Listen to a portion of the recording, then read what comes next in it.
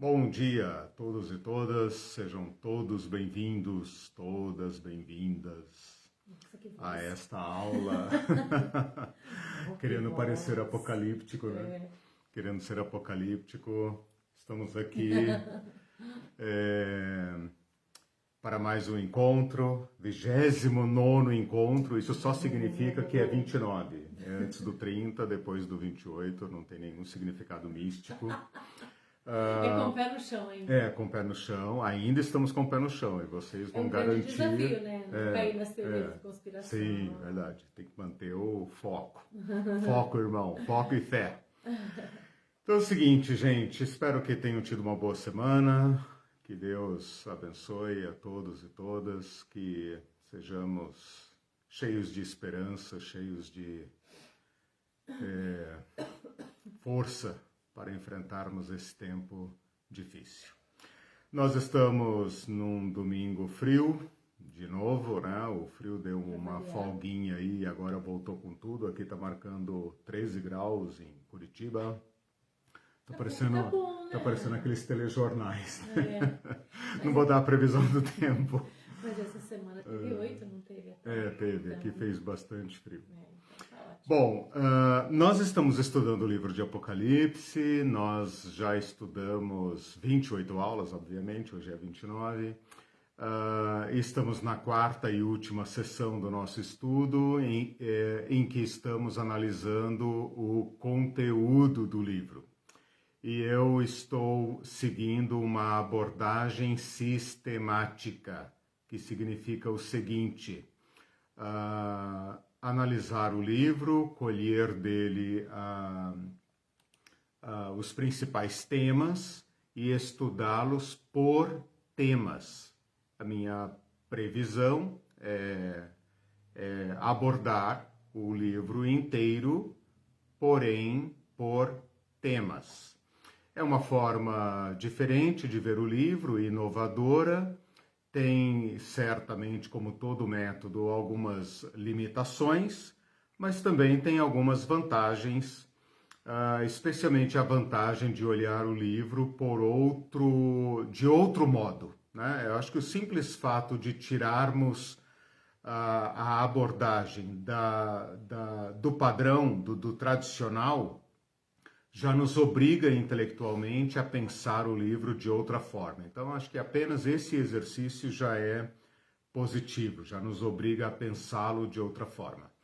Já analisamos os temas relacionados a Cristo, obviamente sem esgotá-los, né? E agora, desde a aula passada, nós começamos a abordar o tema da igreja. A igreja... no Apocalipse, expliquei isso na aula passada, quando se fala em delimitação, tá? Você vai abordar sobre igreja, mas em que amplitude? Vou abordar sobre igreja pela teologia bíblica, que significa delimitar no Novo Testamento, e para as finalidades deste curso,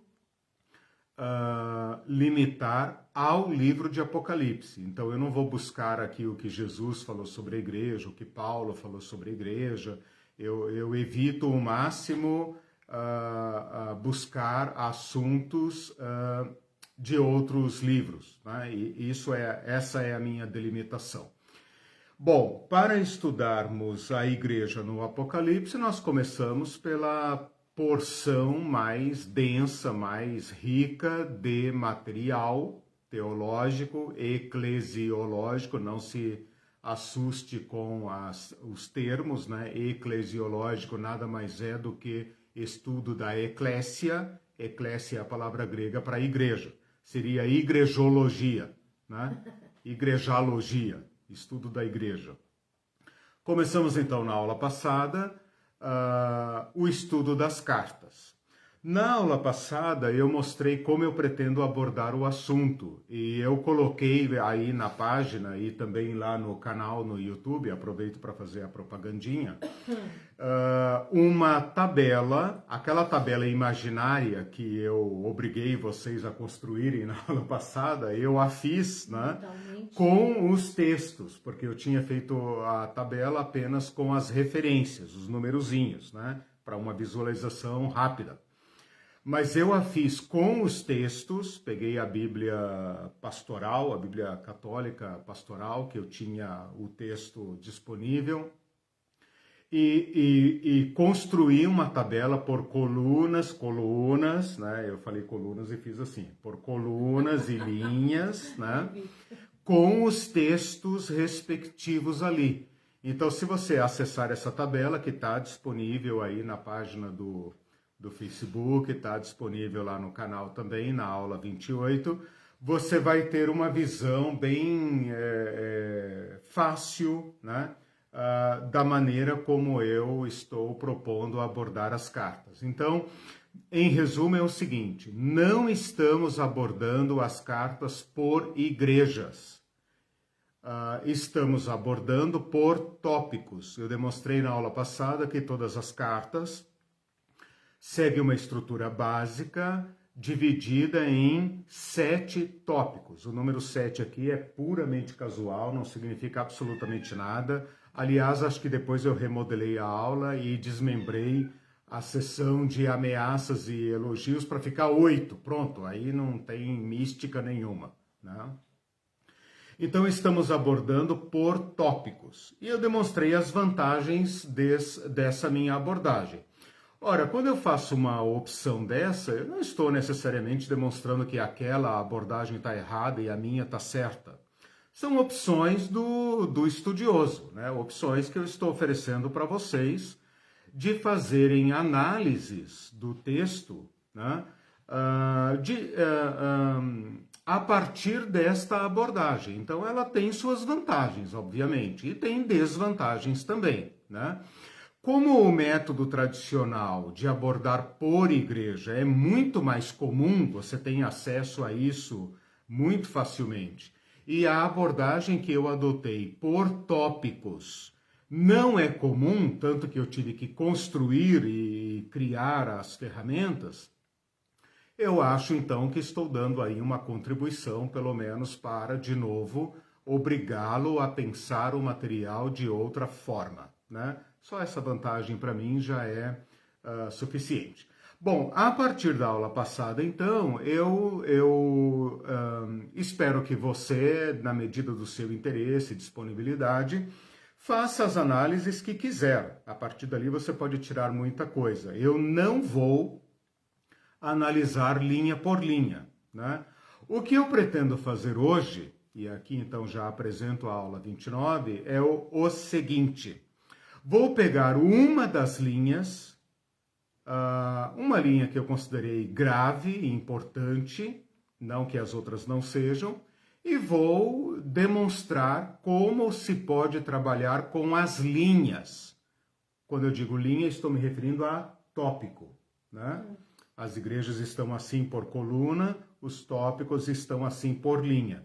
Eu terminei a aula passada dizendo que eu posso capturar essa linha, né? Sintetizá-la num todo e verificar, por exemplo, o que Cristo elogia nas igrejas, o que Cristo reprova nas igrejas, o que Cristo exorta às igrejas, o que Cristo promete aos vencedores nas igrejas, né? Então, cada linha dessas, elogio, reprovação, exortação, ameaças e bênçãos, promessas e chamada, né? Dispensando ali as primeiras duas, porque não é material eclesiológico, igrejológico, você pode, então, explorar linha por linha, né? Eu vou, explicando novamente, eu vou pegar uma das linhas e vou, então, explorar, né? E com isso estou demonstrando como você pode fazer com as outras linhas, se o quiser, né? Se tiver tempo, disponibilidade, interesse para seguir esse caminho, ok? Sim. Então, vou pegar a linha 4, que é a linha da reprovação, o que Cristo reprova nas igrejas, e vou sintetizar agora, sem prestar muita atenção nas igrejas, né, na igreja de Pérgamo, Tiatira, Sardes, mas vou pegar apenas a matéria da reprovação e abordá-la. Ok? Bom, olhando aqui a linha 4, eu tenho as seguintes reprovações. Na igreja de Éfeso, ele reclama do abandono, ele reprova, aliás, né, o abandono do primeiro amor. Na igreja de Esmirna, a célula está em branco, não tem nenhuma reprovação. Na igreja de Pérgamo, ele reclama, ele reprova a tolerância a falsas doutrinas, especificamente doutrina de Balaão e doutrina de Nicolau. Na igreja de Tiatira, ele reprova a doutrina, a tolerância à doutrina de Jezabel. Em Sardes, ele reclama, ele reprova as obras mortas, as obras não perfeitas. E na igreja de Laodiceia, ele reclama e reprova, basicamente, né, é uma reprovação muito dura, mas a que vem à nossa mente, assim, mais simplesmente, de modo mais resumido, é a mornidão. Então eu tenho aqui, de 7 igrejas, eu tenho 5 temas de reprovação, né? Recapitulando: amor, frio, né? Sem amor, tolerância a falsas doutrinas, Balaão, Nicolau e Jezabel, obras mortas e obras mornas. Então eu posso resumir, e é isso que eu vou fazer agora, eu vou sintetizar essas reprovações sob 2 temas principais. Então agora eu vou sintetizar as reprovações. E eu encontro aqui o seguinte: tolerância a falsas doutrinas ou a doutrinas não cristãs e outra reclamação, outra reprovação relacionada às obras. Obras sem amor, obras mortas, obras mornas. Ok? Então eu sintetizei as 5 reprovações. Por que 5? Porque 2 igrejas estão zeradas em reprovação, não tem. Sintetizei as 5 reprovações sob 2 temas: tolerância a falsas doutrinas e obras ruins. O agir desta igreja é ruim. Poderia dizer também teoria e prática, né? daria mais ou menos no mesmo, né? A doutrina fala de teoria, em tese, né? Porque a doutrina instrui a prática, né? E fala também de prática, de obras que certamente decorrem de um pensar errado. Isso fica muito claro, por exemplo, na igreja de Laodiceia, quando você vê ali na acusação de Jesus, na reprovação, que a igreja tem uma visão de si, ela tem uma autoimagem que não corresponde à realidade. Então a igreja fala assim: tô rica, tenho tudo, beleza. E Jesus fala assim: pobre, miserável, não sabes que és pobre, miserável, infeliz, cega e nua. Ou seja, tá passando vergonha, né? Não pode ver uma vergonha que já quer passar, né? Então, este erro de pensamento gera um agir equivocado, né?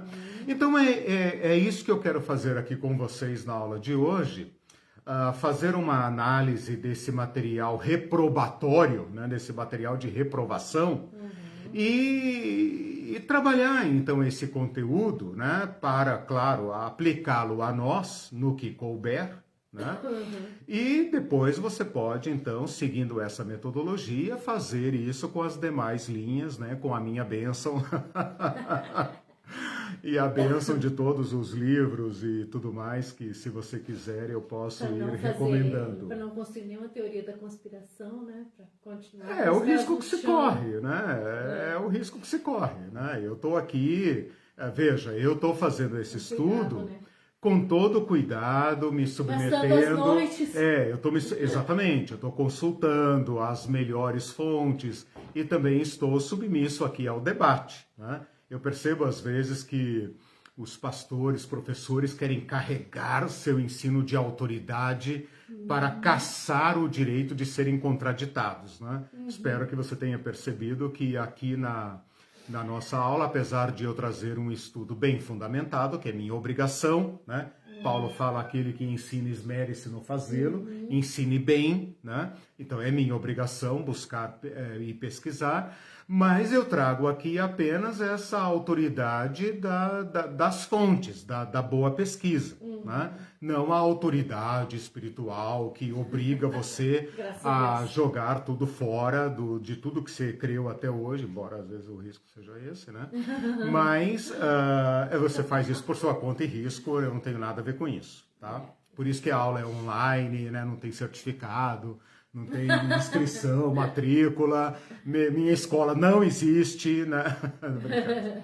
Mas é engraçado, né? Como às vezes as pessoas que ministram a palavra se tornam donos dela, né? Talvez a etimologia da palavra ministro, tenha me tornado cuidadoso, né? Porque a palavra ministro é um garçom, né? Ministro significa garçom, aquele que serve. Então é pegar a palavra de outro, do Cristo, e oferecê-la, né? Você deguste, eu não sou o cozinheiro, né? Eu sou só o garçom, né? Se fosse aula presencial, a gente ia impor as mãos para ativar o dom de revelação de Apocalipse. Ativar o dom e tal, tem muita coisa. Bom, vamos lá, né? Já deu para aquecer as turbinas, já deu para... Bom, eu resumi então esse material reprobatório em 2 temas que são falsas doutrinas e obras ruins. Vou dar uma importância maior, por causa do volume de material, né, a falsas doutrinas. Então vamos lá. Aqui eu vou aplicar aquela metodologia das primeiras aulas, que é buscar o pano de fundo do Antigo Testamento, lembra? As 4 fontes, né? Antigo Testamento, apócrifos, Novo Testamento e mitologia no que couber. Aqui não cabe muito mitologia, porque esses personagens aqui, Balaão, Nicolau e Jezabel, são personagens... o Balaão e a Jezabel são personagens do Antigo Testamento. O Nicolau, a gente vai discutir sobre ele aqui, não tem muito o que dizer sobre ele, mas ele é mencionado aqui 2 vezes, então ele tem o direito de se defender, né? Nós vamos dar a ele o direito da ampla defesa, do contraditório e tal, para a gente chegar a uma conclusão. Então, esse material relativo a falsas doutrinas ocupa uma porção maior nas cartas do Apocalipse. Então, eu vou me dedicar aqui. E como eu estava dizendo, fontes do Antigo Testamento, fontes dos livros apócrifos e fontes do Novo Testamento, ok?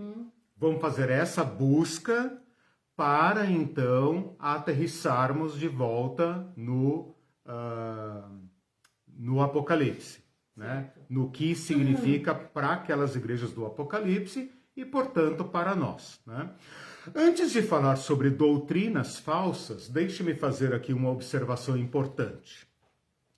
Quando a gente fala de doutrina, você talvez pense assim, ai meu Deus, né? Lá vem aquela coisa chata dos dogmas, da teologia, do credo, daquelas aulas maçantes, cheias de referências bíblicas e tal. Bom, eu tenho que começar do começo, né? Então vamos começar pela palavra doutrina. A palavra doutrina nada mais é do que ensino. A palavra doutrina, em português, e também no grego, né? Ela vem da palavra dokeo, né? Do verbo grego dokeo, que forma em latim docere, que forma a palavra docente, docência, né? Dócil, né? Todas essas palavras significam ensinar, ensino, o professor, o ensinador. Portanto, a palavra doutrina significa basicamente ensino, né? Então, não leve isso àquela concepção formal, a concepção dos dogmas, dos concílios, Né? E quando a gente fala em doutrina de fulano ou de fulano, por exemplo, quando Jesus fala que tenho contra vocês que vocês toleram aí a doutrina de Balaão, é óbvio que ele está falando este ensino é ruim. E quando ele fala para a igreja de Éfeso, eu gosto que vocês odeiam as obras dos nicolaítas, ele está dizendo, vocês rejeitam uma doutrina ruim e vocês aprovam a doutrina correta, né? Então vocês têm aí, vocês submeteram à prova os homens que se declaram apóstolos, portanto ensinadores, docentes, né? E os acharam mentirosos. Então vocês têm aí o ensino certo e o ensino falso, né? A minha ressalva aqui, a minha observação, tem a ver com uma correção do sentido que as escrituras dão a esse conceito. Por quê? Porque hoje nós pensamos em doutrina em termos de ortodoxia ou heresia, né? Ortodoxia ou heresia. Tem a reta doutrina, a doutrina certa, que é a minha, obviamente, né? E se você não pensar como eu, você é um herético, certo? Então, hoje nós pensamos nesses termos. Basta você olhar a floresta das igrejas, né? Basta você pensar por exemplo, nos conflitos entre Igreja Católica e Igreja Ortodoxa Russa, Oriental. Depois pensar entre os católicos e as diversas ordens dentro deles mesmos, né? da própria Igreja Católica, com suas divergências, apesar de um todo formal, de uma doutrina oficial da Igreja, né? Depois você pensa entre católicos e protestantes. Aí nós já temos abismos intransponíveis, né? Por exemplo, a ceia transubstanciada ou consubstanciada, né? Pessoas já morreram por causa disso. Porque minha doutrina é certa. E se a minha é certa, a tua está errada, né? Depois nós entramos dentro da floresta dos protestantes, evangélicos, pentecostais, neopentecostais, para-eclesiásticos, seitas e heresias e não sei o quê. E aí, como nós não temos um magistério oficial da igreja protestante, né? A minha é certa, a tua está errada. Simples assim, né? Nós temos um histórico, né? Um histórico sangrento, para usar palavras literais, né? E também figuradas, sangrento em torno da doutrina falsa e da doutrina verdadeira. Não é neste sentido que o Novo Testamento trata a questão, aqui, por exemplo, no Apocalipse, e Paulo, e João, e Jesus, né? E não é neste sentido que eu quero abordar o tema. Eu quero abordar o tema na sua fidelidade a Jesus Cristo. Fidelidade a Jesus Cristo. E o próprio Novo Testamento concebe e tolera uma ampla diversidade dentro desta fidelidade a Jesus Cristo. Então, quando o Novo Testamento, vou me ater ao Novo Testamento e ao Apocalipse, quando eles falam de ensino falso, eles não estão debatendo se o batismo é por imersão, aspersão, submissão e sei lá mais o quê. Eles não estão discutindo se a Santa Ceia deve ser tomada em pé, deitado, sentado, em casa, na igreja, ou se Cristo encarna no pão ou não encarna no pão. Eles não estão discutindo se o culto deve ser com atabaques, ou se com guitarra, ou se as mulheres... Não é disso que se trata. O que se trata aqui, não havendo uma Bíblia ainda composta, e havendo apenas o testemunho oral e as práticas inovadoras e revolucionárias de Jesus Cristo, eles estão tratando da fidelidade a Jesus Cristo, o homem Jesus Cristo, a imagem de Deus, a palavra de Deus. Nesse sentido, na fidelidade a Jesus Cristo, é que nós tratamos a questão da doutrina de Jesus Cristo, ou seja, o conjunto de ensinos de Jesus Cristo, cuja característica, cujo conteúdo é óbvio. Por que é óbvio? Porque é a luz da luz, porque é do amor, porque é da vida, porque é absolutamente distinto de outros ensinamentos. Então, não basta uma autoridade formal, uma denominação, o papa, o pastor, o reverendo, o bispo, o arcebispo, o apóstolo da tua igreja, né? Espero que não, mas não basta esses caras escreverem ali com diversas letrinhas miúdas de rodapé, dizendo, olha irmãos, é assim que cremos e quem não crer como nós vai para o inferno. Né? Não é disso que se trata. Se trata de fidelidade a Jesus Cristo. Ok? Então tem que fazer essa ressalva para a gente não cair aqui numa discussão estéril e herética.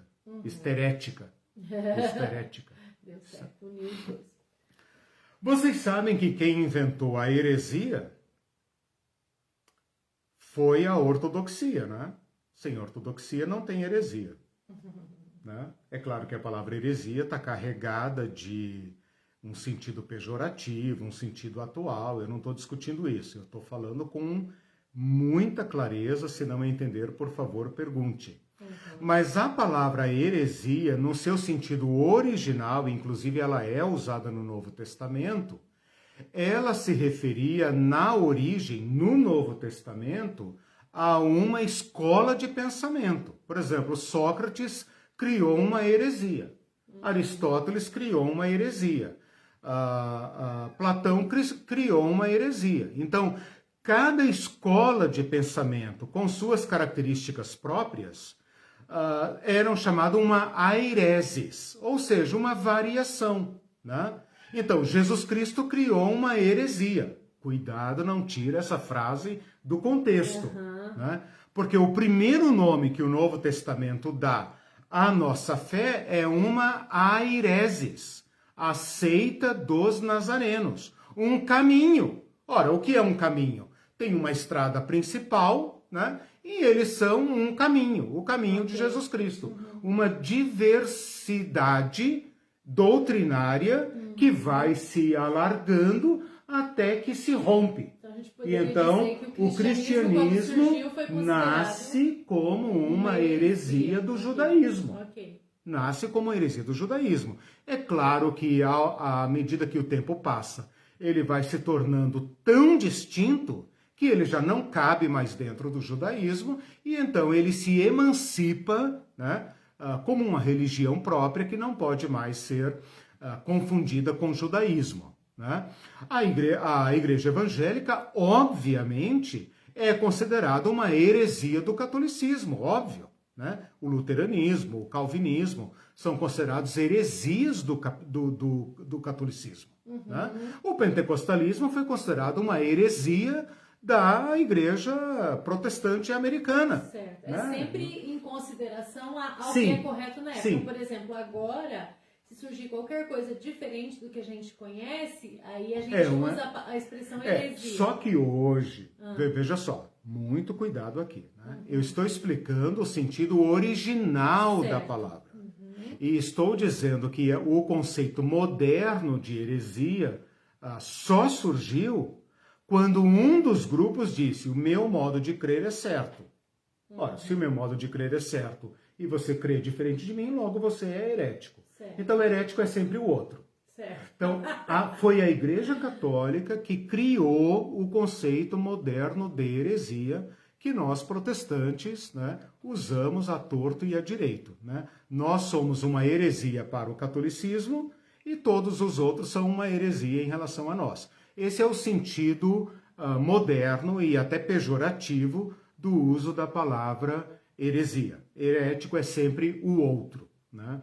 Estou dizendo isso para afastar esta discussão do que nós vamos abordar agora. O que nós vamos abordar agora não tem a ver com ortodoxia e heresia. Não tem a ver com diversidade do pensamento. Tem a ver com traição a Jesus Cristo. É claro que um grupo pode sair do nosso meio, do meio cristão, divergir em relação ao senso cristão a um ponto que de fato se torna uma heresia, no sentido técnico e também no sentido prático e moderno. Ou seja, ele vai caminhando por outros caminhos até um ponto em que ele trai Jesus Cristo. Entende? E aí ele se tornaria de fato um grupo não reconhecido pela massa, pelo tronco principal do cristianismo, como uma heresia, ok? Mas não é este o enfoque que eu quero dar aqui. Eu estou falando de doutrinas e ensinamentos que traem Jesus Cristo. Especificamente. Tá? Então é disso que nós temos que falar. Isso é muito importante ter em mente para a gente não cair em picuinhas, porque de picuinha o inferno está cheio, quer dizer, a religião está cheia, né? Não precisamos de mais picuinha. Nós precisamos agora verificar como o joio pode estar no nosso meio. Porque herético é sempre o outro. Sim. Então é por isso que eu estou afastando essa discussão. Para que a gente possa ver as traições a Jesus Cristo dentro das igrejas ortodoxas. Que tem um nome bonito, às vezes. Quando eu falo igreja ortodoxa, eu não estou me referindo à igreja lá, católica oriental, não. Estou me referindo dentro de nós, que nos consideramos certos. Igrejas, exatamente. Dentro de nós, que somos as igrejas, que seguem o credo, etc, etc, etc, há traições a Jesus Cristo, que é o que aparece aqui nas igrejas da Ásia. São igrejas que Jesus Cristo fala, são minhas igrejas. Eu ando no meio delas. Elas estão nas minhas mãos. Mesmo assim, há traidores ao meu ensino no meio de vocês. E vocês toleram isso. E eu estou contra vocês por causa disso. Então não estão lá fora, nas outras igrejas que vão para o inferno. Estão no meio das nossas igrejas. A traição a Jesus Cristo. Então agora você entendeu por que eu fiz esta ressalva, né? Sim. Porque senão a gente vai ouvir essa aula pensando no outro lá. Ah, viu? Por isso que eu saí de lá, viu? Por isso que... porque eles são tudo pro inferno e tal, né? Certo sou eu e meu grupo, né? Eu e meu grupo que somos os certos. Não, eu tô dizendo, baixa a bola aí, baixa as defesas e tal, e deixa Cristo apontar em nós e no meio de nós aquilo que ele fala, ó, isso aqui não está bom. Isso aqui vai te matar. Se você deixar essa porcaria crescer no meio de vocês, vocês vão perder a fé. Sim. Vocês vão se desviar do ensino. Que o joio é uma plantinha muito parecida com o trigo, né? Então, quando a gente fala joio, não é muito fácil de identificar. Eu até mostrei para você no meio da hortelã, que nasceu, você ficou bobo, né? Porque era igualzinho, mas não tinha cheiro de hortelã, né? A ideia... Era assim, o mesmo tipo de folha, nasceu no meio do vaso de hortelã, e não era hortelã. Então eu imagino que o joio... eu mencionei o joio aqui, o joio e o trigo é uma boa figura para a gente lembrar aqui. Sim. Bem essa ideia. Sim. Tá no meio, parece, mas não é. Né? Bom, vamos lá então. Vamos começar com Balaão. Balaão, depois você pesquise lá em Números 22, 23 e 24. Você pesquisa lá, quem é esse Balaão? Balaão é um mago, um profeta, um adivinho, um místico, que foi contratado por um rei de um certo povo que estava no caminho entre... os hebreus e a terra prometida. Aqui no final da vida de Moisés, pouco antes da morte de Moisés, quando o povo de Israel vai começar as guerras de conquista da Palestina, e ele é um povo nômade, um povo que está se acercando da terra que eles pretendem tomar, né? E eles, obviamente, vão encontrando povos pelo caminho, territórios que pertencem a certas tribos, certos povos, e eles precisam atravessar. Então, alguns povos, eles pedem passagem, tipo assim, ó, sai do meu caminho que eu só quero atravessar o território para chegar em tal ponto, né? E num desses embates aqui, eles encontram um certo rei, o rei chamado Balaque e Balaão, parece nome de dupla sertaneja, né? Balaque é o nome do rei dos Moabitas. Ele fica tão amedrontado com aquele povo que vem do deserto, aquela massa de andarilhos do deserto, que ele pensa, cara, vai dar ruim, né? E ele resolve uma estratégia. Ele contrata um mago oriental, da terra lá da astrologia, da leitura do céu e etc, etc, um tal de Balaão. E esse Balaão vem, não vou contar toda a história, Balaão vem e ele então se prepara para amaldiçoar o povo de Israel. Veja que tem aqui toda uma mística, né? Esse povo do deserto tem uma divindade, essa divindade é violenta, é poderosíssima, ninguém consegue enfrentar. O Balaque pensa, eu tenho meus deuses, minhas mandingas aqui, mas eu não consigo enfrentar esse povo, o Deus deles é maior que o meu. Então, eu vou contratar um profeta para que amaldiçoe esse povo. E se esse povo estiver amaldiçoado, então, quem sabe, os meus deuses, né, as minhas mandingas aqui, os meus sacrifícios, os meus rituais, me ajudem a abater esse povo hebreu que vem do deserto. Porém, o Balaão vem... Balaão é um personagem muito estranho, né? Não vou entrar aqui na análise da figura dele, mas ele é um cara que, apesar de ser um mago, ele tem os oráculos de Deus, ele ouve a Deus, ele sonha com Deus, ele tem visão de anjo, né? E o anjo adverte o Balaão para não amaldiçoar o povo. Então o Balaão vem e fracassa completamente no seu intento. Ele é o típico profeta que se vende por dinheiro. Essa é a fama de Balaão. Ele quer o prêmio porque lhe foi oferecida uma recompensa muito grande. Então ele quer o prêmio, ele quer o tesouro que o rei quer dar para ele, mas por outro lado ele está impedido porque ele não tem ordens, ele não tem poderes, ele não tem magia para amaldiçoar aquele povo. Mas ele está seduzido pelo prêmio. Então o problema do Balaão aqui é a cobiça pela recompensa pelo seu ministério. Okay?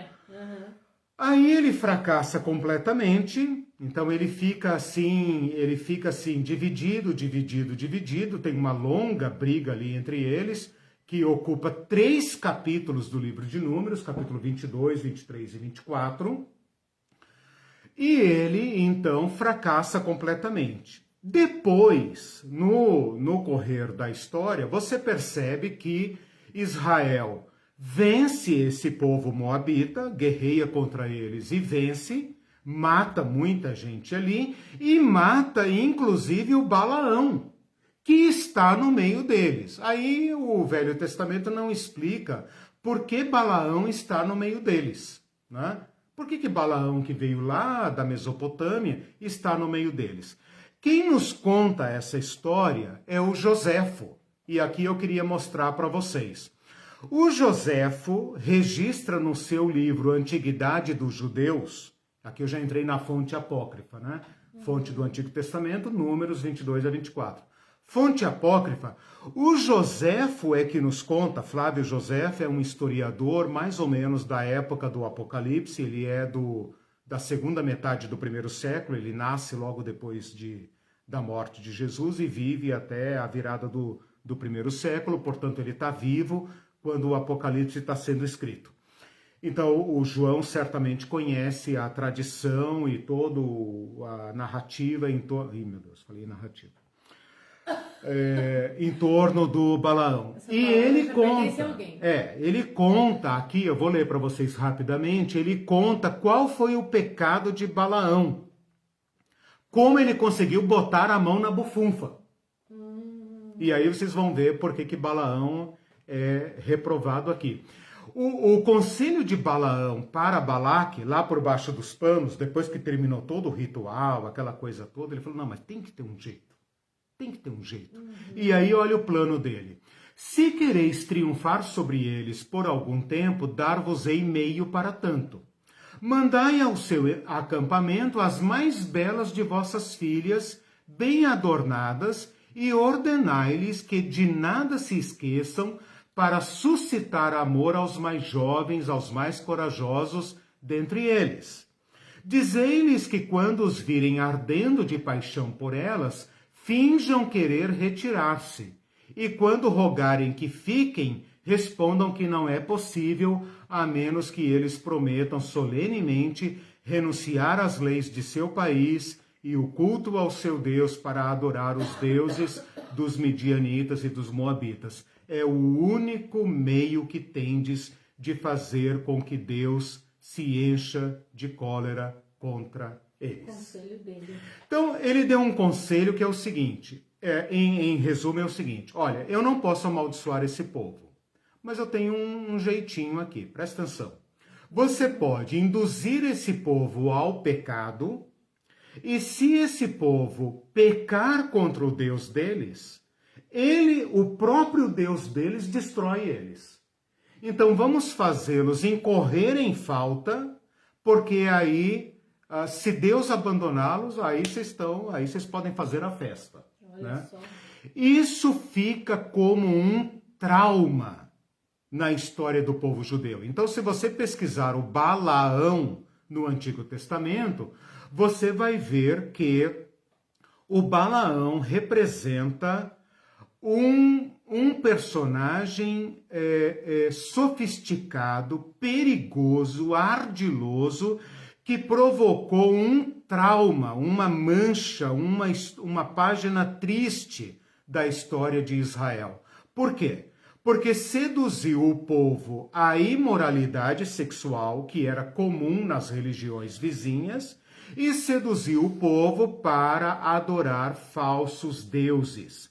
Deuses da violência, deuses da sexualidade, deuses da imoralidade sexual. Porque estas coisas andavam juntas nos cultos antigos. Né? E isso foi sempre um limite, uma proibição para o povo de Israel. A idolatria e a imoralidade sexual, as orgias sexuais. Bom, o profeta Miqueias, por exemplo, voltando lá ao Antigo Testamento, ele fala, povo meu, lembra-te do que maquinou Balaque.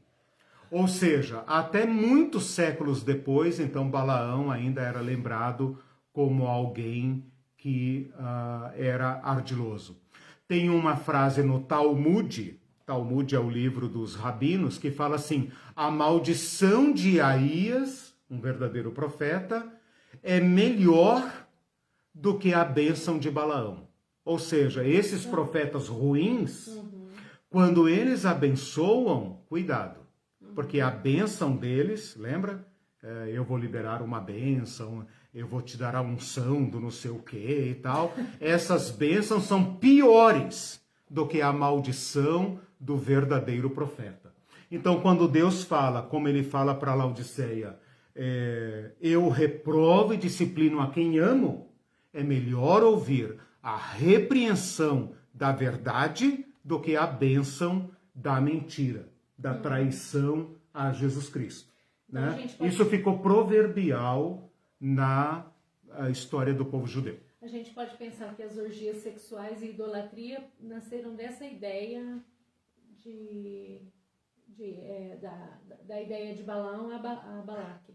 Não, quero dizer que, sim, não.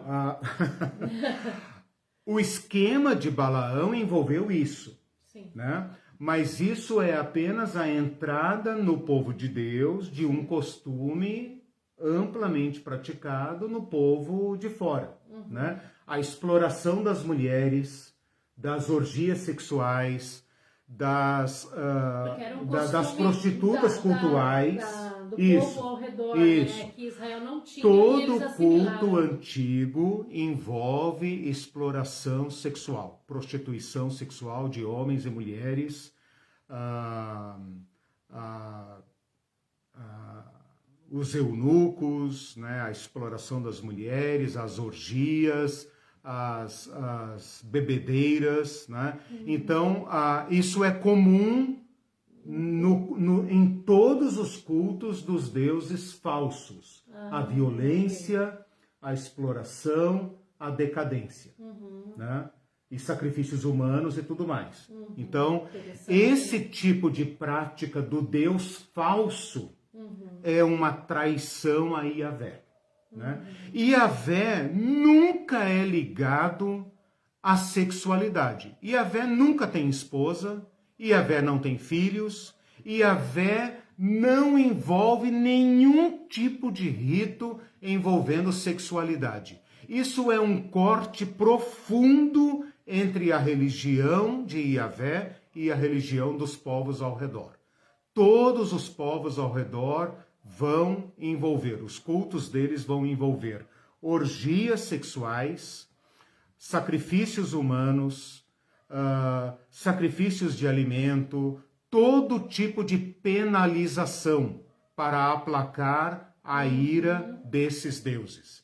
Com Yahvé, isso nunca ocorre, nunca é exigido, né? Ele abençoa as famílias, ele abençoa os homens, as mulheres, os filhos, ele abençoa tudo e Deus não se envolve nessa questão, nunca tem uma erotização, uma sexualização de Yahvé. Eu sei que muita gente fala da esposa de Yahvé, não sei o que, papapá. Isso é uma infiltração, né, de crenças do entorno na religião dos judeus, tá? Isso é um corte epistemológico profundo entre as religiões não judaicas e a religião de Yahvé, né? Que nós cristãos herdamos, né? Bom, deixa-me ir em frente aqui. O Novo Testamento cita Balaão em 2 Pedro, depois vocês olhem lá, 2 Pedro, e em Judas. Então, 2 Pedro e Judas, que são consideradas cartas irmãs, elas tratam do mesmo assunto, né? Provavelmente são da mesma época, etc., o Pedro, ao alertar a igreja para com os falsos mestres, os costumes estranhos, ele fala assim: cuidado com o caminho de Balaão. Vou até ler aqui, 2 Pedro, capítulo 2, versículo 15. Esses homens que estão aí no meio de vocês, ele fala, eles recebem injustiça por salário da injustiça que praticam, considerando como prazer a sua luxúria carnal em pleno dia, quais nódoas e deformidades. Eles se regalam nas suas próprias mistificações, enquanto banqueteiam junto convosco, tendo olhos cheios de adultério, insaciáveis no pecado, enganando, né, algumas almas inconstantes, quer dizer, pessoas fracas vão atrás deles, tendo o coração exercitado na avareza, olha aí o culto ao dinheiro, né?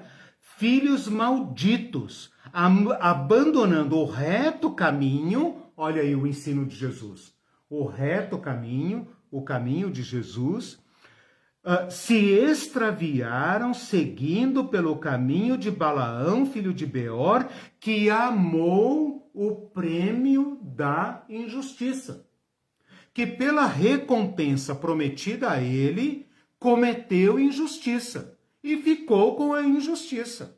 E continua no meio de vocês, seduzindo os frágeis, os vulneráveis, né?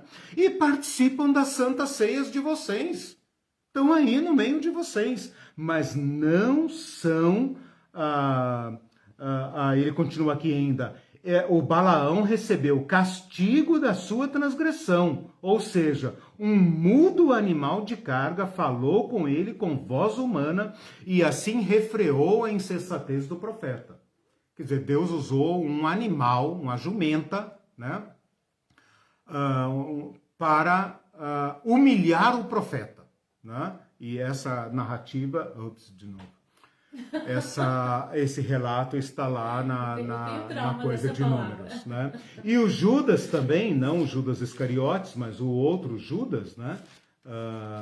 Supostamente o irmão do Senhor, fala: ai deles, porque prosseguiram pelo caminho de Caim, movidos de ganância. Ganância é a palavra lucro, ganar, ganância, né? Movido pelo lucro, se precipitaram no erro de Balaão e pereceram na revolta de Coré. Então, o Balaão é citado como um personagem clássico do falso pastor, do falso mestre, do falso profeta. Aquele que, falseando sua atuação, acaba se tornando um traidor de Jesus Cristo. Bom, no Apocalipse, nós vamos ter a referência a ele na carta de Pérgamo, quando fala: tenho todavia contra ti algumas coisas, porque você tem aí os que sustentam a doutrina de Balaão, o qual ensinava Balaque a armar cilada diante dos filhos de Israel, para comerem coisas sacrificadas aos ídolos e praticarem prostituição. Qual que é essa referência? 2,14. Okay. Apocalipse 2,14. Agora eu voltei para Apocalipse. Tá? Nessa... Você tinha falado duas citações, era isso? Era em Apocalipse e em 2 Pedro? Não.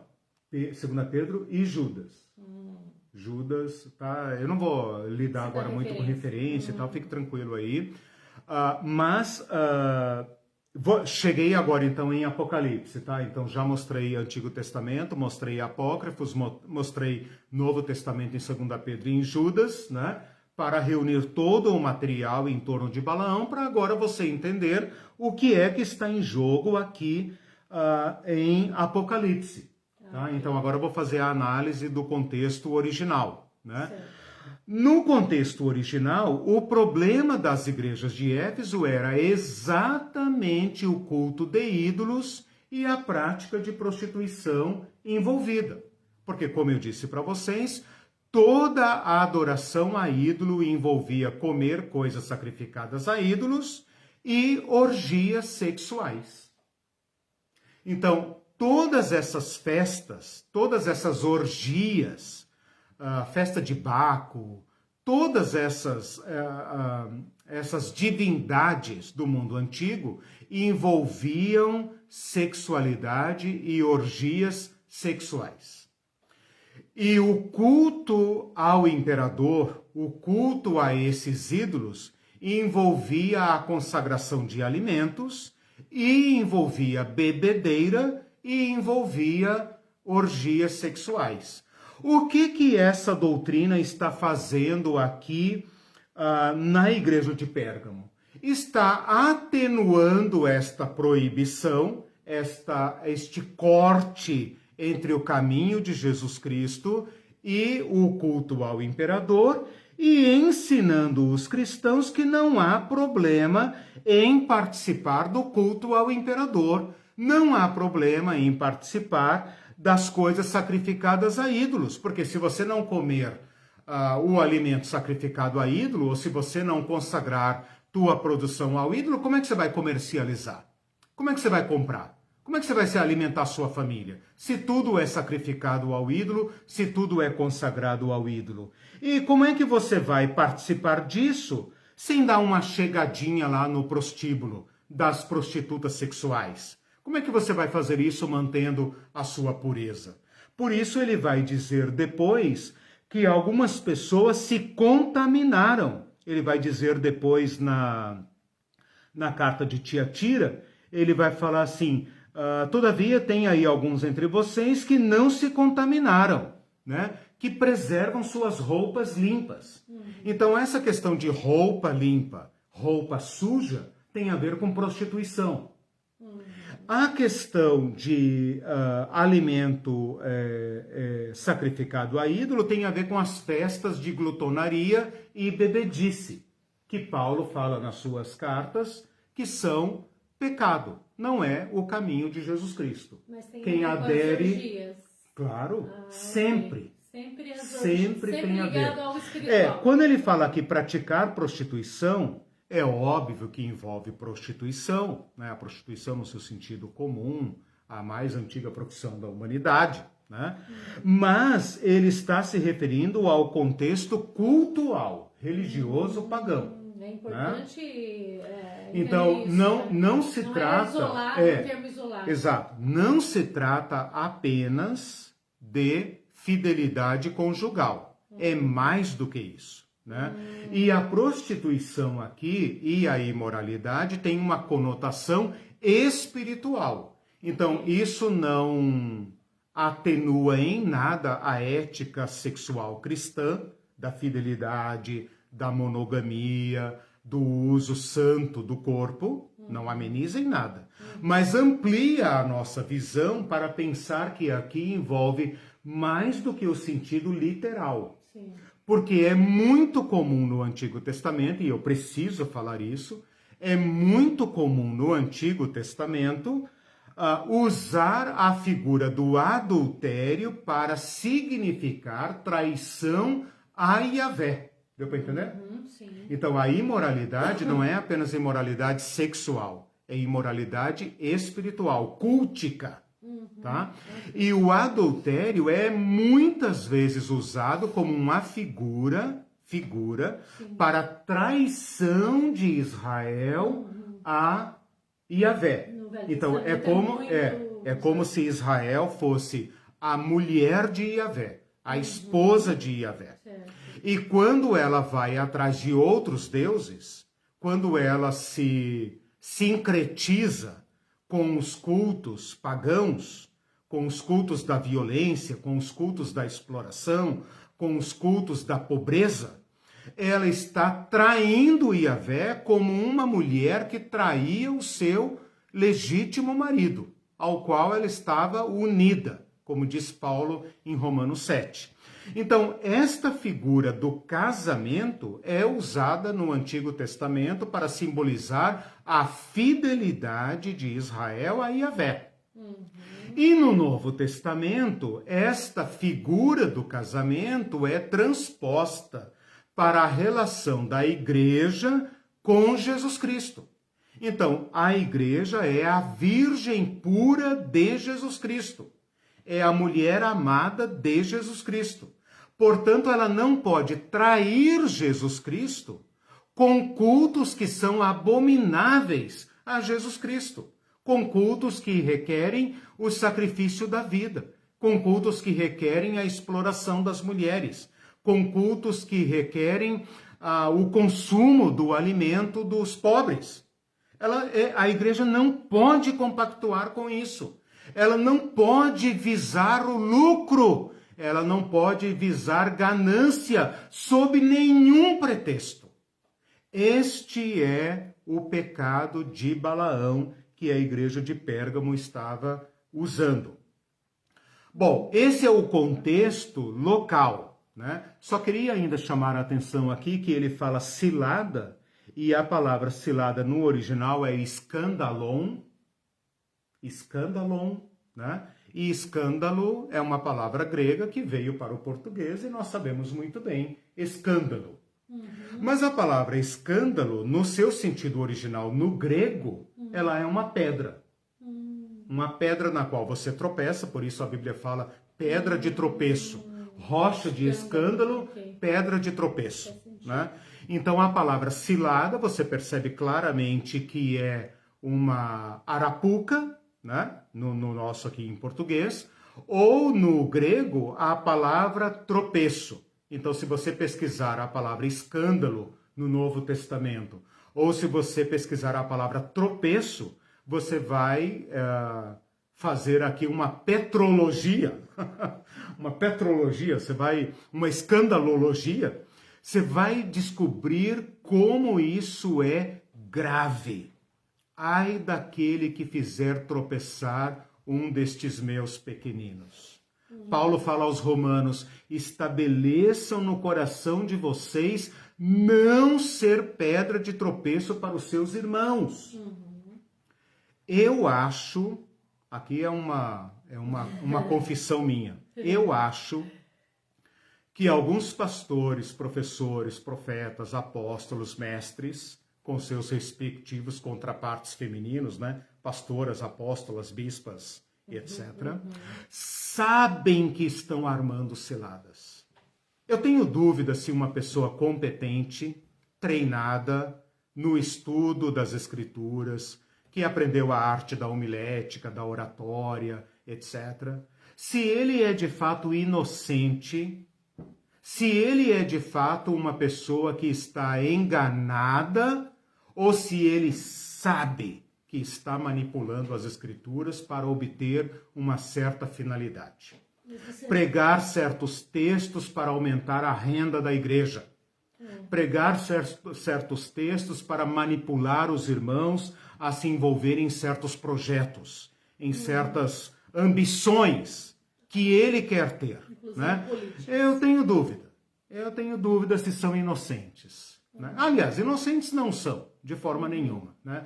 Porque o engano pode chegar a um ponto de corromper seu próprio coração e aí torná-lo capturado pela cilada que ele armou para os outros. Né? É interessante que essa questão da pedra de tropeço... Igual Faraó, né? Começa a acreditar naquilo. Essa questão da pedra de tropeço, Jesus também se torna uma pedra de tropeço. Jesus se torna uma pedra de tropeço para esses caras. Eles vão tropeçar em Jesus Cristo. Então é muito interessante. Você falou de Faraó, né? Não, porque a pessoa começa a acreditar naquilo e aquela crença o leva à destruição no final. Porque a pessoa, vamos dizer, encabeça naquilo, né? Inverte, faz inversão. De repente você começa a afirmar e insistir em valores completamente contrários ao evangelho, mas você começa a acreditar naquilo e aquilo se originou às vezes em algo bom, como por exemplo moralidade. Sim, esse é um castigo. E começa a chegar num extremo, né?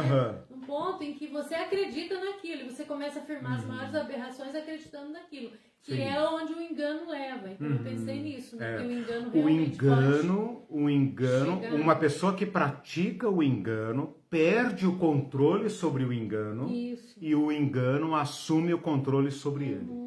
Né? A pessoa não consegue mais discernir o que o que é certo, o que é errado, o que é mentira, o que é verdade, né? Então, assim, em rápidas palavras, só fazendo essa pesquisa, vocês perceberam aqui quem é o Balaão. Tá? Então você vai pegar, já vou abrir para vocês. Você vai pegar aqui o meu esboço, você vai ver que eu coloquei pesquisas, citações, referências e tal, de modo que você pode fazer uma balalogia, não estou falando em línguas, uma balologia boa, bem legalzinha. Porque lendo assim dá um pouco de dó do Balaão. Exatamente. Então, o Joséfo nos dá... mas é porque nos falta Joséfo. O Joséfo é que nos mostra por que o Antigo Testamento pega tão pesado com ele. Porque você olha ali e você fala, pô, o cara agiu certo, ele temeu a Deus, ele não fez e tal, papapá. Só que a parte... Então, mas a peça que falta está em Joséfo. Porque Joséfo reconta toda a história do Antigo Testamento até ele. Entendeu? Ele reconta a história. E ele inclui essa fala que não está de ensinar o povo a pecar. Que a gente vive e tal. Eu mesmo não sabia onde estava. Fui descobrir agora que estava em Joséfo. Então não tem nenhum versículo, nada que... Então, mas tem alguma coisa que sugere. Sugere. Aí que é isso que eu estou te falando. Você tem um relato de números e depois você tem no toda... Novo Testamento tem alguma coisa que isso sugere. Que eu li aqui, do Pedro e do Judas. Pedro e do Judas, tá? Então, você tem o juízo das Escrituras contra ele. Certo. Mas fica faltando a pecinha principal, certo. que é onde ele armou a cilada. Por isso que aqui ele fala: tem aí entre vocês os que sustentam a doutrina de Balaão, o qual ensinava Balaque a armar ciladas. Isso, então essa era a doutrina dele. Então a igreja, quando quer atingir um certo objetivo político, econômico, ou ideológico, sei lá o quê, ela arma ciladas. Olha só. Ela arma ciladas. É a doutrina de Balaão. É a doutrina de Balaão, que visou o lucro. Visou o lucro. Nossa, olha só. Entendeu? Por isso que eu falei. Eu não estou aqui discutindo ortodoxia. Porque se eu discutir a ortodoxia, o cara saca lá o regimento da igreja dele, o credo dos apóstolos, a história e fala: tá aqui, meu filho. Nós somos seguidores do fulano, ciclano, etc. Do avivamento, lá não sei das quantas e tal. Nós somos da igreja boa. Igreja ruim é aquela lá, né? O pentecostal. Lá que tem tudo errado. Né? Olha, vamos baixar a bola. Né? Sim. Será que não tem balaões no nosso meio? Nos ensinando a usar, manipular a palavra de Deus para alcançar certos objetivos? Eu tenho certeza.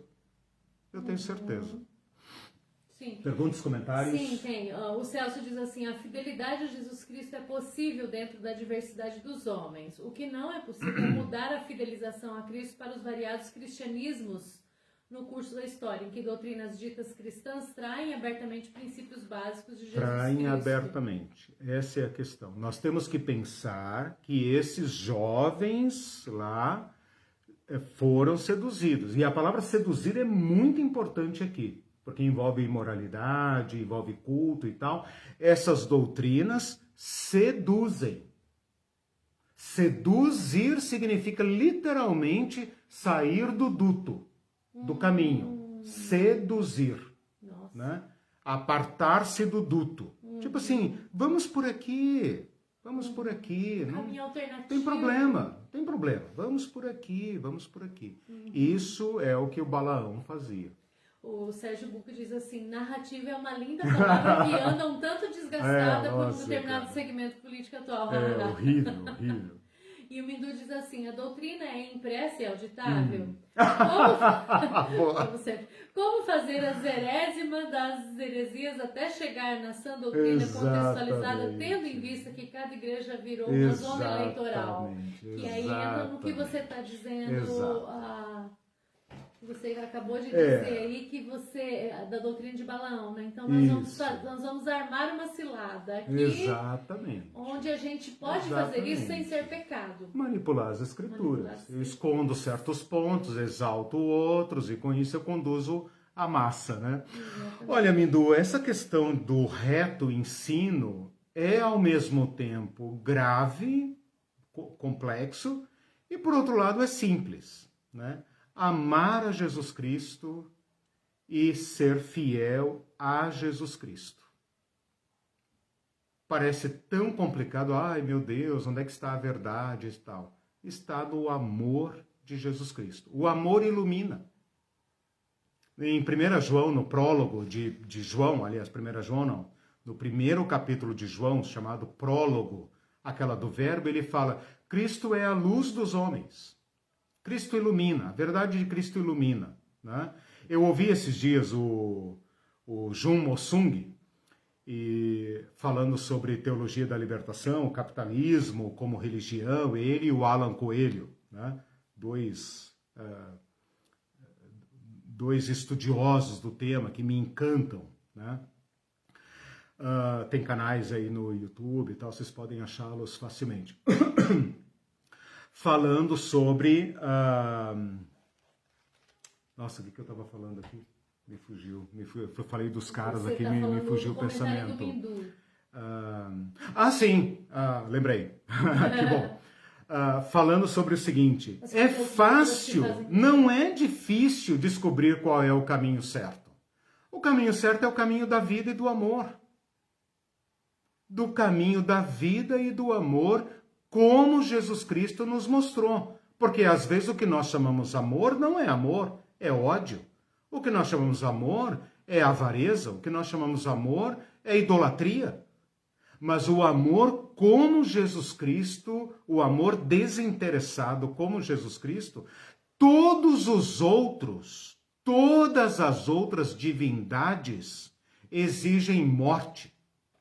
De uma forma ou de outra, exigem morte. Por isso que esses dois professores que eu mencionei aqui, o Jun Mo-sung e o seu aluno e também doutor Alan Coelho, estudam o capitalismo como religião, porque exige a morte. Ora, o que está acontecendo agora? O capitalismo já sabe que mesmo produzindo alimento em excesso, prefere queimar, destruir e jogar fora do que alimentar. É preferível matar as pessoas de fome. Este planeta produz alimento de sobra, que dá para alimentar e sobrar toda a população mundial sem destruir a floresta amazônica. Mas o que o capitalismo faz? Engorda uma parcela da população, mata outra de fome, né? E joga o excedente fora. E ainda quer destruir o resto dos recursos naturais para caçar o direito à vida das próximas gerações. Ora, esse Deus é falso, está na cara. Esse Deus não pode ser o Cristo. Né? Então não é tão difícil assim, sabe? Eu acredito que às vezes a gente discute firulas, perfumaria, para não encarar o Cristo do Evangelho. Por isso que as nossas igrejas estão trituradas, fragmentadas em trocentas tribos. Porque nós discutimos a roupa, o cabelo, se a ceia é em pé ou sentada, se é copinho grande, copinho pequeno, se o batismo é a quantidade de água do batismo, se é por imersão, aspersão ou sei lá do que. Entendeu? Essas são as nossas guerras. E eu insinuo aqui, né? Sendo um homem da igreja e um estudioso, eu insinuo que todas essas nossas briguinhas são para nos auto-justificar e para nos proteger da radicalidade de Jesus Cristo. Essa ideia não é minha, é do Kierkegaard. Né? O Kierkegaard foi um profundo crítico da igreja, dizendo: nós inventamos a cristandade, a cultura cristã, a cultura judaico-cristã, não porque nós amamos Jesus Cristo. Pelo contrário, é porque nós não o suportamos. A cristandade, toda essa nossa parafernália doutrinária que nos dá segurança, é para dizer que, olha, pega leve aí com Jesus Cristo, tá? Ele é muito radical, entendeu? Se você deixar ele entrar na tua igreja, ele destrói tudo. Entende? Ele vai repartir o pão na mesa. Né? Então, deixa Cristo fora dessa. Né? O Eduardo Fabrício citou aqui o Carlos Drummond de Andrade. No meio do caminho tinha uma pedra, tinha uma pedra no meio do caminho. Ele citou toda aqui. Ótimo. Bem lembrado. Lembrado. E você falou também sobre que a imagem de Yahvé nunca é associada à exigência de cultos, orgias sexuais e tudo. Sim. E o Mindu comentou aqui para mim, dizendo, ao contrário, ele usa a imagem da noiva virgem, Shelly. Exatamente. Tanto abençoa a sexualidade humana, leia o livro de Cantares, né, que a igreja alegorizou porque não suporta o erótico na Bíblia. Né? Eu sou professor de Cantares, né? Então, assim, a igreja, tanto os judeus do Antigo Testamento como os cristãos, alegorizam o livro de Cantares, né? Mas aquele livro é lindamente erótico. Quer saber o que a Yahvé pensa sobre a sexualidade? Leia o livro de Cantares, né? Um livro proibido para menores, né? De acordo com Agostinho, de acordo com os rabinos, de acordo com todo mundo, não se pode ler o livro de Cantares, né? Só depois de casado, etc, né? Mas qual foi a forma de colocar o livro de Cantares na Bíblia? Alegorizá-lo. Não, o marido aqui é Deus, é Yahvé. A mulher é Israel. Depois não, é Cristo, é a igreja. Tem Bíblias tão santas, moralistas, que elas te induzem a interpretar o livro de Cantares de forma alegórica, colocando no título. Toda vez que eu dou aula sobre isso, toda vez que eu dou aula sobre isso, eu faço essa pesquisa e é batata. É batata. Alguém tem uma Bíblia dizendo lá, Cristo e sua noiva. Cristo fala, a noiva fala, nos subtítulos, né? Claro, porque Bíblia de crente não pode ter erótica e também não pode ter mudança do texto. Então, como não pode mudar o texto e não pode tirar o livro da Bíblia, eles colocam ali que é Cristo e a igreja, né? Eu como um exegeta treinado, sei que ali está falando de sexo mesmo, né? Então, para responder à questão do Mindu, ao mesmo tempo que ele abençoa a sexualidade humana, abençoa a primeira ordem de Deus para o primeiro casal foi, vamos filho, vamos, né? Só a terra precisa de gente, vamos, né? Vocês vão descobrir como é que faz. Ao mesmo tempo, ele sendo um Deus revelado numa cultura em que todos os deuses transam, é incrível que Yahvé nunca tenha sido associado à erótica, ao eros, né? Nunca. Todos os deuses outros estupram mulheres, violentam mulheres, roubam mulheres, assassinam mulheres, comem os filhos, né? Comem no sentido da fagia mesmo, né? Antropofagia, entendeu? Todos os deuses são assim. E Yahvé não pratica violência e não requer violência. Então, voltando ao João Mossung e ao Alan Coelho, é fácil saber qual é o Deus da verdade. É o Deus da vida. É o Deus do amor, Deus da vida. Uhum. Você citou o João Mossum, o Celso citou aqui, a narrativa religiosa do neoliberalismo coloca a fé no mercado como única possibilidade de salvação e culpa os pobres por sua pobreza. Isso, o Celso tem feito aí uma boa leitura, né? Inclusive me sugeriu, e eu preciso ler a obra do Walter Benjamin. Né? Ficção só Apocalipse, né? eu me encano com algumas leituras e tal, mas é muito bom, Celso, né? Muito bom, muito boa essa tua pesquisa, e sempre que possível traga contribuições, porque veja, nossas igrejas amaram o lucro. Nossas igrejas nem se... Quer dizer, a nossa traição a Jesus Cristo é tão sofisticada que o nosso amor ao dinheiro não é sequer questionado. Se um cristão hoje disser que não é capitalista, ele vai ser considerado um herege. Ele tem que justificar a sua opção contrária ao capital. Quer dizer, se um cristão hoje disser, não, eu não presto culto ao dinheiro. Eu não presto culto ao dinheiro. A ambição continua sendo, a avareza, a cobiça continua sendo associada a culto. Eu falei sobre isso no meu curso da generosidade. Eu falei sobre isso lá, né? O que eu estava dizendo? Então, um cristão que rompe com este culto ao capital é considerado um herege.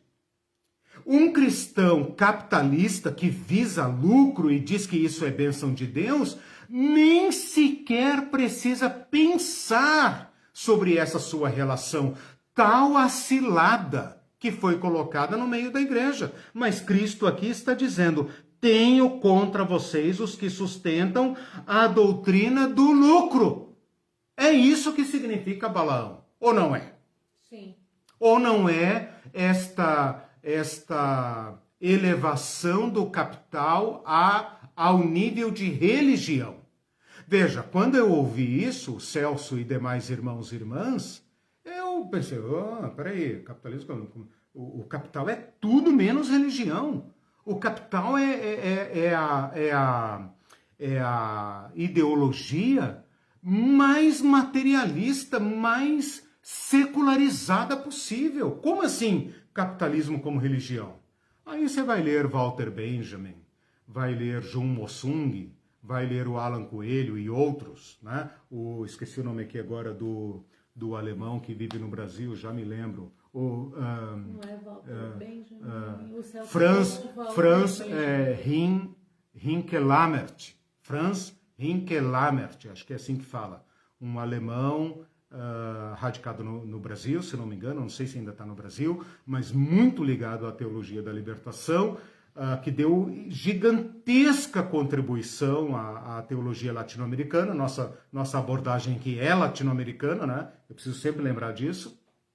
A obra dele está toda disponível na internet, né? Tá aí um desafio. Depois, se vocês me pedirem, ali, se eu lembrar, eu coloco lá o link para quem quiser estudar Franz Hinkelamert, né? Porque quem lê Jun Mossum, quem lê Alan Coelho, sempre vai topar com esses nomes. Sim. Mas um cristão hoje pode prestar culto a Deus e ao capital sem sequer ser questionado.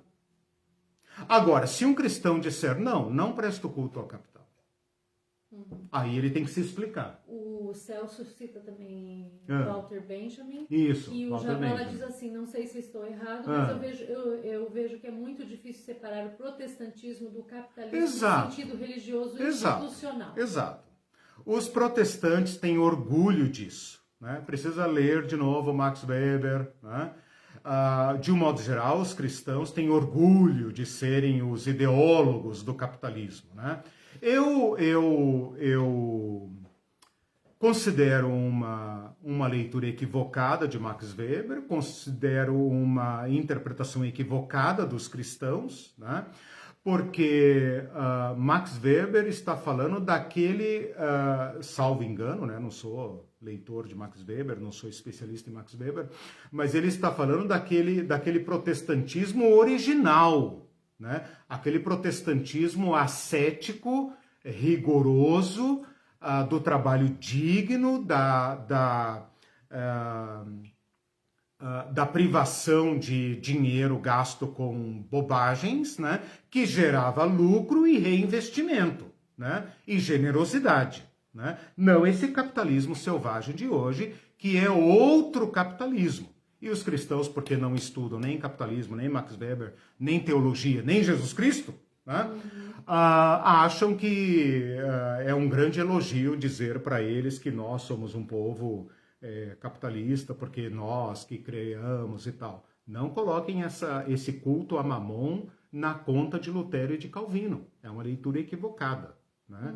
O capitalismo de hoje não é o capitalismo dos primeiros calvinistas, né? Os primeiros calvinistas eram pessoas sóbrias, que ensinavam os cristãos a usarem bem o dinheiro, a trabalharem dignamente, não gastar com prostituição, não gastar com bebedeira, não gastar com jogos de azar e, portanto, produziram lucro. E por isso prosperaram. Mas isso não tem nada a ver com o capitalismo de hoje. A doutora Ivete está dizendo quem é o balão de hoje, mas agora está respondido, sim, né? Depois disso, ela comentou um pouco antes. Ótimo. E daí ela, falando sobre a doutrina de Cristo, em contraste com a de Balaão, ela diz, é verdade, pastor, é preciso encarar com profundidade a verdadeira doutrina de Cristo, que é voltada para o amor, a solidariedade. Exatamente, exatamente. E minha querida irmã e demais irmãos e irmãs, basta você mencionar uma palavrinha desta e os crentes ortodoxos da igreja reta já vão te olhar torto. Olha a que ponto chegamos. Medo da propriedade privada. Se você falar dos pobres, da terra, da solidariedade, da preservação do meio ambiente, eu tenho certeza que os cristãos da reta doutrina vão te olhar torto. Já vão te colocar de lado, né? Você já não é mais convidado para nada, para pregar, etc., para dar aulas, para escrever, etc., etc. Por quê? Esse cara tá misturado, né? Esse cara tá misturado e tal. Quer dizer, a mistura do evangelho com Mamon está tão entranhada que já não é sequer percebida. Então, para a doutora Ivete está perguntando quem é o Balaão de hoje, olha o estado em que nós nos encontramos, meus irmãos. Olha a situação da igreja hoje. Olha o estado em que nós nos encontramos. Esse povo aqui de Pérgamo tinha que sair das suas casas cristãs e ir ao mercado, à praça, ao templo, para ver o culto ao imperador, para ver lá longe, lá no seu devido local especificado onde estava o culto. Era fácil entre aspas, né? Era nítido, digamos, não vou usar a palavra fácil porque aqui não tem nada fácil, mas era nítido para ele dizer: aqui em casa seguimos a Jesus Cristo.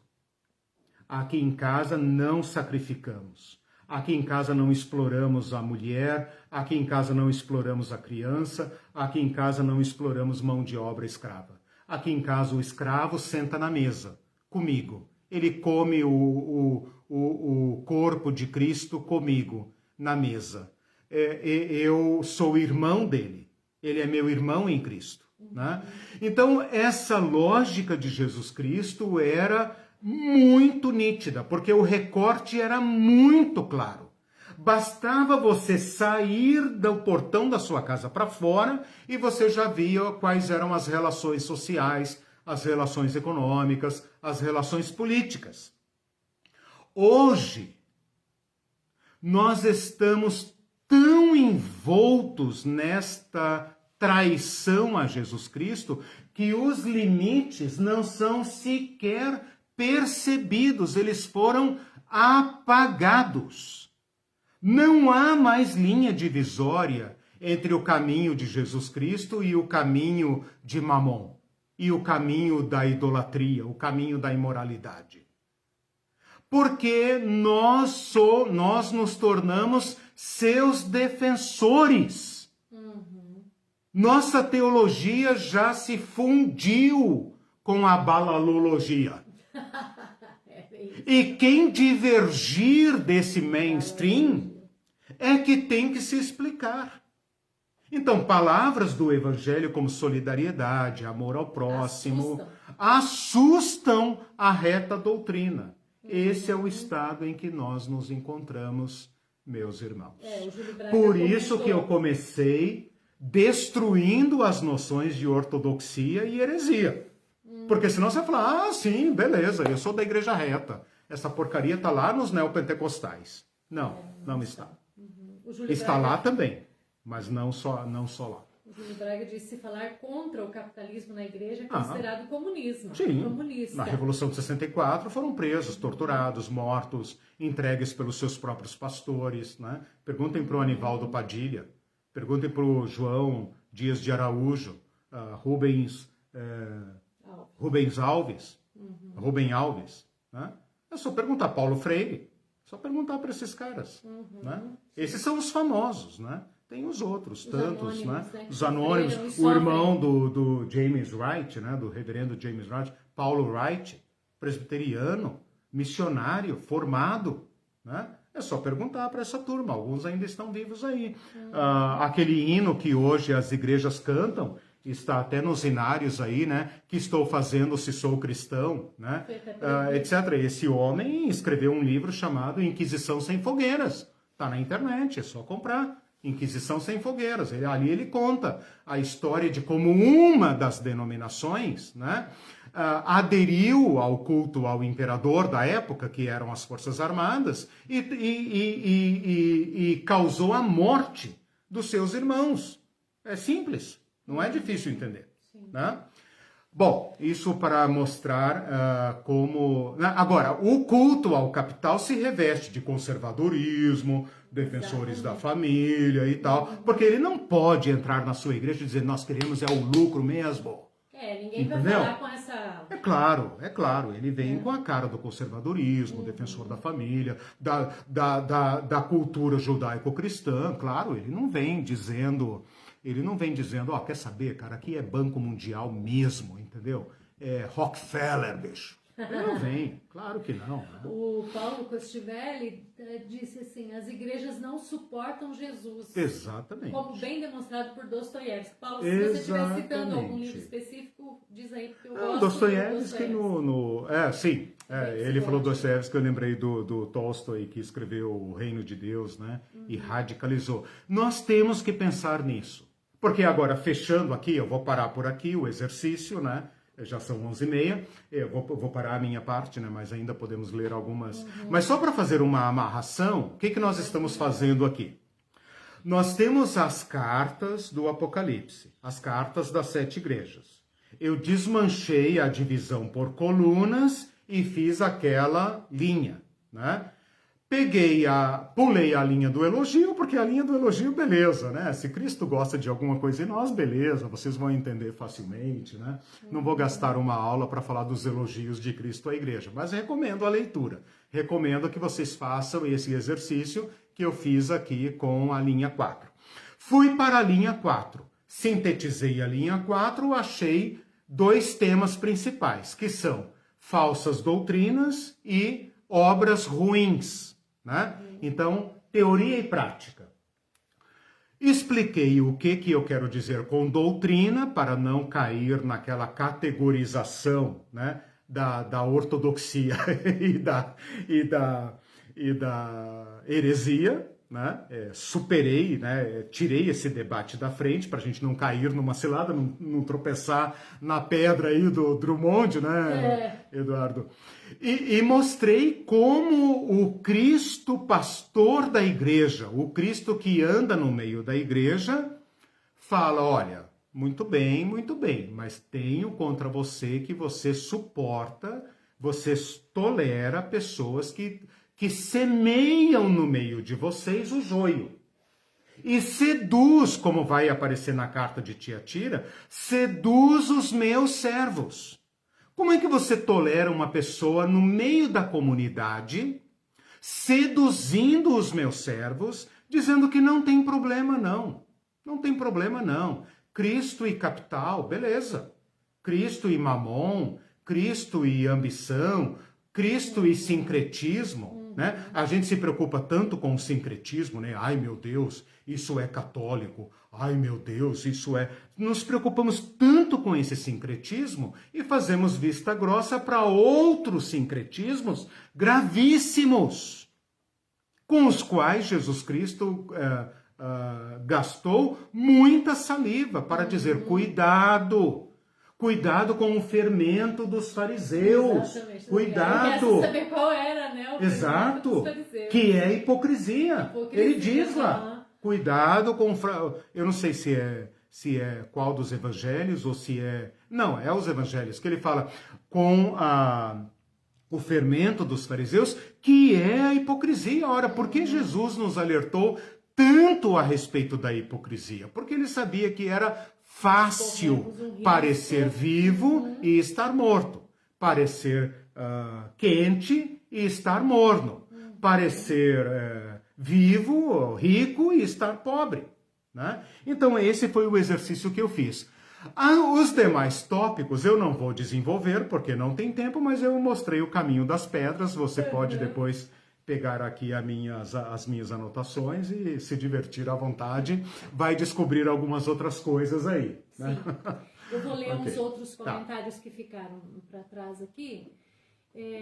A Judite fixou salientou uma expressão, uma frase que você disse, uma pessoa que pratica o engano perde o controle sobre ele. Perde. Isso que a gente vê acontecendo. Né? Os malandros acham que podem manipular a verdade e controlar o rebanho e tal.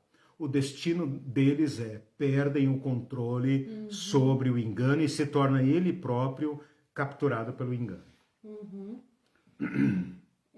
E daí isso faz a pessoa até fazer vídeo com armas na mão e falar em Deus. Exato. Em nome de Jesus. Roberto Jefferson foi preso com a Bíblia na mão. Fez vídeo cheio de armas e foi preso com a Bíblia na mão. Considerado quase insano. Aqui estou dando minha opinião particular, né? Obviamente, mas é um caso que está gritando aí, né? Irmão evangélico, membro de uma das nossas igrejas. Tem gente que fez oração por ele. Pastoreado, discipulado, tá cheio de foto dele aí, lendo a Bíblia e tudo mais, preso com a Bíblia na mão. Nosso irmão. Exatamente. Né? Nosso irmão. Ai, cada coisa. O Júlio Braga fez um comentário antes. Acredito que nessas igrejas estilo pirâmide, os líderes têm clareza, sim. Mas os que estão nas escalas mais baixas dessa hierarquia estão enganados porque acreditam piamente na unção de seus líderes. Só que daí começa o processo de engano, Júlio. Nem sabem. Né? Começa o processo de engano nesses pequenos também, né? Claro. Porque você tem que ele está dizendo que os caras de cima sabem, né? Mas os de baixo, porque é uma rede, eles vão perdendo, eles não sabem nada, eles nem sabem Qual estratégia está sendo usada? Eu lembro que quando as pessoas vinham falar para mim, tua igreja pratica o MD, não sei o quê, o 3x4, 5x6, ou sei lá o quê. Eu pensei, cara, nem me fale, pelo amor de Deus, eu não tenho o menor interesse em saber, eu sei do que se trata e eu não sigo. Eu não sigo. Então, nem me fale o que vocês estão maquinando, o que vocês estão aprontando aí nos bastidores, porque não me interessa, eu não sigo. Eu não sigo. Sim.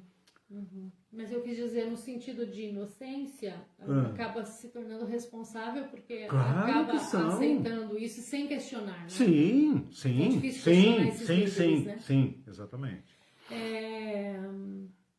Sempre que você questiona, você está sujeito a se tornar. E agora está claro. Né? Sim, com certeza, esse é o preço. Mas agora está claro. Agora está claro como esses esquemas todos das denominações estão sendo capturados para uso político. Agora está claro. Agora está claro. Antes era um pouco... Quando eu dei o curso Teologia do Domínio, que está disponível na página e no canal, eu falo sobre isso, entendeu?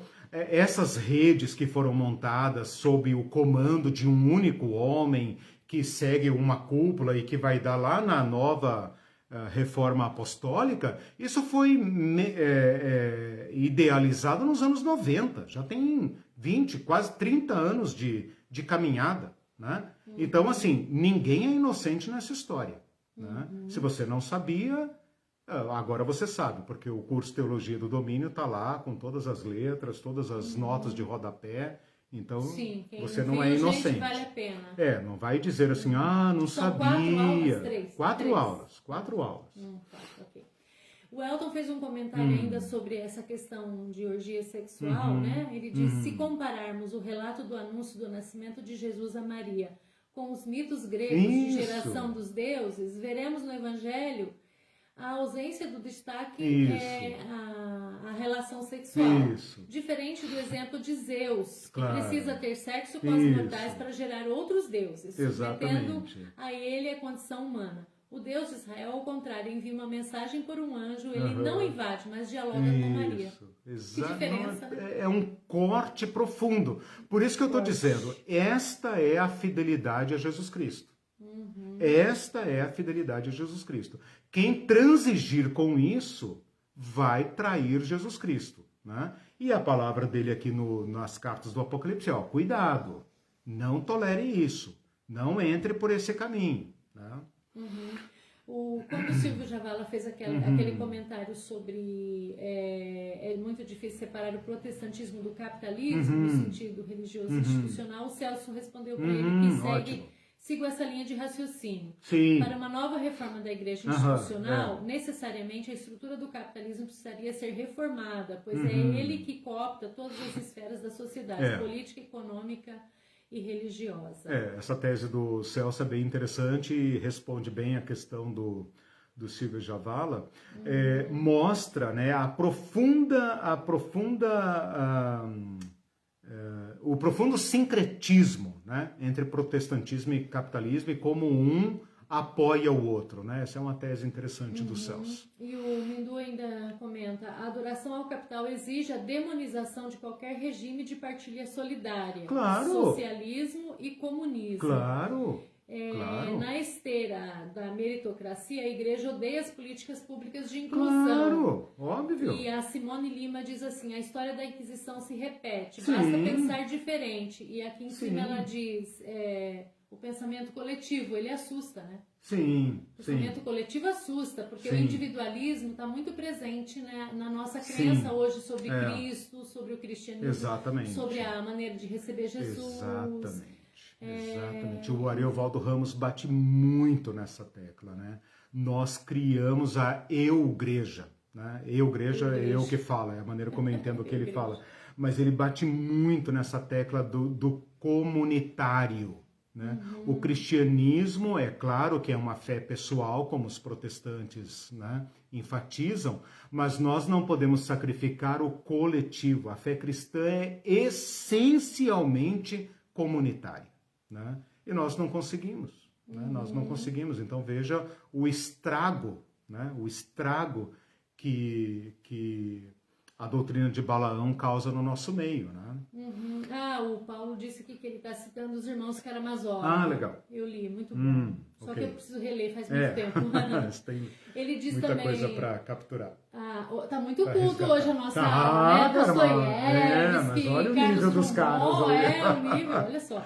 Eu adoro essa participação de vocês, aprendo muito também. E o Paulo diz ainda, e a Inquisição Protestante está voltando rapidinho. O que está voltando? A Inquisição Protestante. Sim. Ela às vezes não aparece, meu irmão e meus irmãos e minhas irmãs, porque nós não as contrariamos. Por isso que o João Dias de Araújo, ele escreveu o livro Inquisição Sem Fogueiras, porque não tem fogueira. Hoje não tem fogueira, mas o cara caça a tua carreira, né? Impõe a você um voto de silêncio. Não tem fogueira. As técnicas, hoje, os instrumentos de silenciamento são muito mais sofisticados, né? Por exemplo, vamos supor, um cara que se preparou academicamente, etc., para ser pastor. E ele resolve ler o Evangelho e praticar o Evangelho. Ele não terá emprego. Simples assim. Simples assim, né? Não terá emprego, não terá carreira. Vai ter que bater na porta do mercado de trabalho com 40 anos, 50 anos, esposa, filhos e tudo mais, e vai ter que se sujeitar a... Entendeu? É isso que acontece. Né? Então, essa Inquisição continua. Leia o livro Inquisição Sem Fogueiras. Né? O silenciamento das vozes dissonantes continua, isso nunca parou. Né? Sim, E aqui tem uma nota importante do conceito original da aireses. A igreja tem que tolerar o dissenso. Ela tem que tolerar o dissenso. Fica parecendo, pela ortodoxia, que o Novo Testamento tem uma doutrina única, uma camisa de força única. Eu lamento informar, não tem. Paulo debate com Tiago, Tiago debate com Pedro, e debatem com Barnabé, e há uma pluralidade doutrinária, uma riqueza doutrinária, desde que mantenham a fidelidade a Jesus Cristo. É assim que funciona. Então, as igrejas têm que suportar uma diversidade doutrinária teológica. Tem que, né?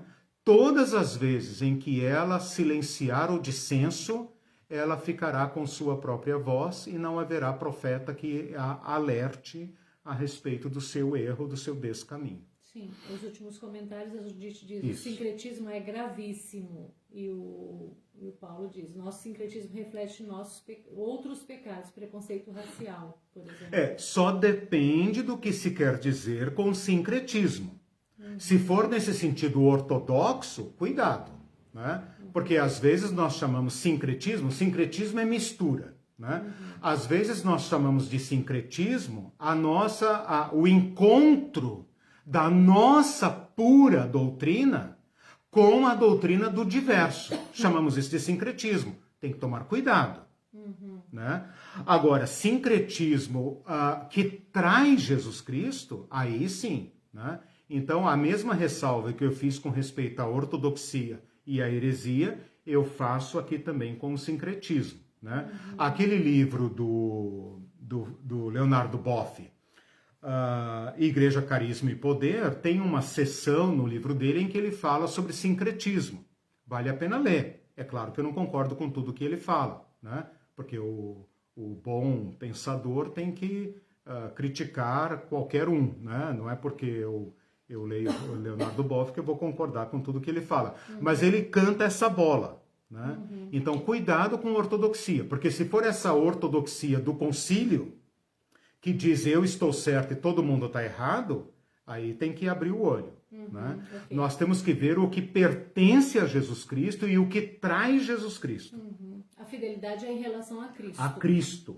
A Cristo. Okay. E ninguém tem o direito de inventar o seu próprio Cristo. Então, se eu falar isso, a pessoa vai dizer, mas cara, cada um tem o seu Cristo. Não tem. Não tem. A coisa não é tão difícil assim. É fácil. Sim. É fácil. Não é tão difícil, não. Últimos comentários, o Júlio Braga diz ainda: pastor, creio que alguns líderes atuais têm surtos de consciência, mas não se arrependem publicamente porque têm muito a perder. Amam mais a glória dos homens. Exato. Exatamente. Concordo essa questão de amar inteiramente. mais a glória dos Concordo homens inteiramente. é complicada. E entre eles mesmos, eles se identificam. Exatamente. Então, Jesus diz isso: vocês preferem a glória uns dos outros. Exatamente. Então, eu sempre digo isso, né? Essa concordância mútua ali, isso é muito forte. Claro. Num grupo. Como você vai viver com a reprovação, com a reprovação então, popular, exatamente. Né? E foram longe demais, né? Foram longe demais, tem muito a perder, tem empresas, tem programas, tem negócios, tem público. Como é que você vai dizer? Tem público, né? Eles têm público. Exatamente. Isso tem seguidores no Twitter, tem fama, tem popularidade. É difícil romper com tudo isso. Foi longe demais. Como é que você vai dizer agora, gente, errei, né? Fui por um caminho que traiu a Jesus Cristo, preciso me recompor. Difícil. O Júlio Braga está pedindo para o Mindu, para o Paulo Pustivelli fazer contato, então façam contato aí entre si. Isso. E a Simone Lima está dizendo que a gente é maravilhoso, legal, a graça obrigado. de Deus. Temos que Simone. terminar. E ela ainda diz: a fogueira é a violência psicológica praticada pelo próprio irmão. Isso, exatamente. Instrumentos psicológicos, assédio, moral. Todos, né? Gente, bom domingo para vocês, Deus abençoe. Nos vemos no próximo domingo. Com a variante Delta. Cuidem-se. Tchau. Tchau.